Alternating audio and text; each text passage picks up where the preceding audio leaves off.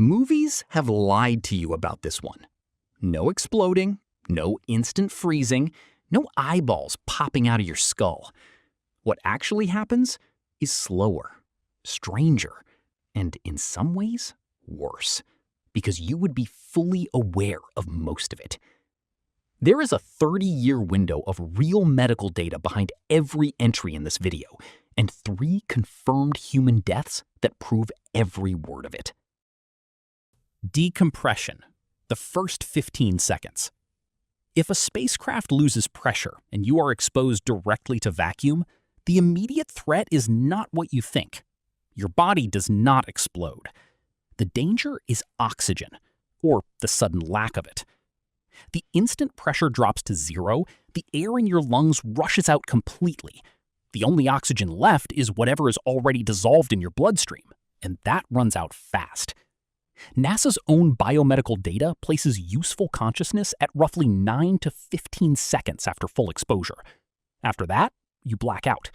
Not because of cold, not because of pressure, because your brain simply stops receiving oxygen. What the body actually does. While consciousness is fading, your body is changing in ways that sound impossible, but are fully documented. Water in your soft tissue begins turning directly into vapor, and your body swells to roughly twice its normal volume. This is not your skin stretching from internal pressure exploding outward. It is the opposite. The vacuum outside is pulling moisture out of you, and your skin, which is remarkably tough and elastic, expands to contain it without rupturing. The expanding gas pushes against your internal organs, including your diaphragm and heart. Meanwhile, your lungs, now empty, begin releasing water vapor that turns to ice in your airway as it escapes. You are simultaneously swelling and freezing from the inside out, while remaining technically conscious for several more seconds. The point of no return. There is a specific and measurable line between survivable and fatal exposure. NASA data drawn from both animal studies and rare human accidents shows that exposure under 30 seconds is unlikely to cause permanent injury, provided pressure is restored quickly. Some studies show full recovery is possible for exposures up to 90 seconds.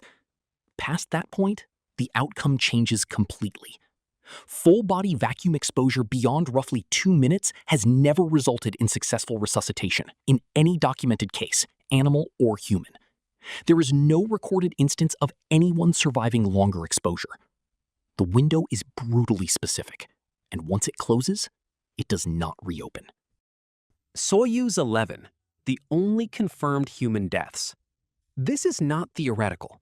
In June 1971, the Soyuz 11 spacecraft was returning to Earth carrying 3 Soviet cosmonauts, Georgy Dobrovolsky, Vladislav Volkov, and Viktor Patsayev. During preparation for re-entry, a pressure equalization valve opened prematurely while the crew was still in orbit, releasing the cabin's atmosphere into space within seconds. The crew had no time to seal their suits because they were not wearing pressurized suits at all, a decision made due to limited cabin space. By the time the capsule landed and the recovery team opened the hatch, all 3 men were dead. They showed no external signs of trauma. Investigators later described their condition as appearing as though they were simply asleep. To date, these remain the only 3 human beings confirmed to have died from vacuum exposure in space. What happens to a body left in space? If a body were to remain in the vacuum of space rather than be recovered, it would not decompose the way bodies do on Earth. Decomposition requires oxygen-driven bacterial activity, and there is no oxygen in vacuum. Without that process, a body in direct sunlight near a heat source could begin to mummify as remaining moisture continues to evaporate. A body shielded from direct sunlight in the deep cold of shadowed space would simply freeze and remain frozen indefinitely. Either way, the body would last far longer than it would on Earth, preserved by the complete absence of the biological processes that normally break it down. The radiation problem. Beyond the immediate dangers of pressure and oxygen lies a slower threat that does not require any accident at all. Once a spacecraft leaves Earth's protective magnetosphere, astronauts are exposed to significantly higher levels of cosmic radiation. A direct comparison study found that Apollo astronauts, the only humans to ever travel beyond that magnetic shield, showed a cardiovascular disease mortality rate 4 to 5 times higher than astronauts who only flew in low Earth orbit, where the magnetosphere still offers protection.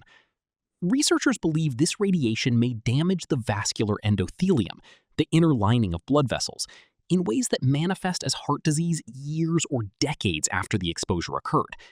The damage is invisible at the time. It only becomes measurable much later. Your bones are disappearing right now. Even with no accident, no radiation event, and no equipment failure, simply existing in microgravity causes measurable harm. Astronauts lose bone density at a significant rate for every month spent in space, driven by disrupted calcium regulation and the simple absence of gravitational load on the skeleton. Unlike the gradual bone loss associated with aging on Earth, this happens fast enough to be measured in weeks rather than years. Some bone density is regained after return to Earth. Some is not. The longer the mission, the greater the permanent loss, which is one of the central unsolved problems standing between current spaceflight and any future multi-year mission to Mars. The real death toll. As of this year, 19 people have died during spaceflights that crossed all spaceflight-related incidents, including testing, training, and ground operations.